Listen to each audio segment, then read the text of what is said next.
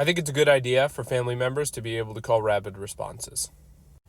And my justification for that is to think about what rapid responses used to be, generally physician and provider focused. The doc or the NP or the PA, they come to the bedside, they call the rapid response. Well, they're often not there. So then they thought, what about RNs? What about LPNs? They should be able to call rapid responses. And initially, I'm sure, knowing how doctors can be, they thought that's a terrible idea. RNs don't have the training, blah, blah, blah. In real life, they're a valuable component to making sure proper care gets done, right? And the intuition of a nurse who's done this for longer than I've been alive, I still don't fully understand, and I have a fear and a respect for it, right? So now nurses can also call rapid responses. Good idea.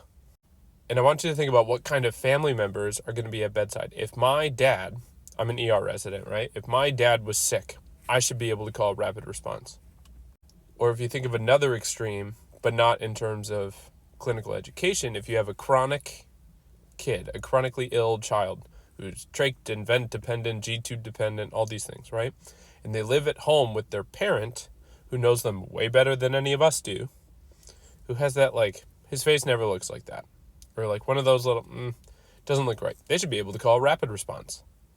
This is never going to be in a randomized controlled trial, right? They're not going to say, okay, you guys get to call rapids on your family member and you guys don't. Let's see who dies, right? That's not going to be a thing. But when you think of those two examples, a physician family member, a provider family member, a family member with a chronically ill person, at what point does their input lose value? And I think one thing I want to impart in you is it doesn't really lose value kind of ever, right? Because maybe they're not that sick, but they've been married for 60 years. They have an intuition that we could benefit from. And of course there are people that can abuse this system, right? Like they didn't get their Dilaudid, so their girlfriend calls a rapid on them, whatever. There's always going to be examples in any situation.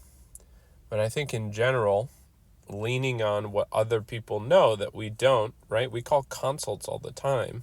It's kind of like calling a family member consult.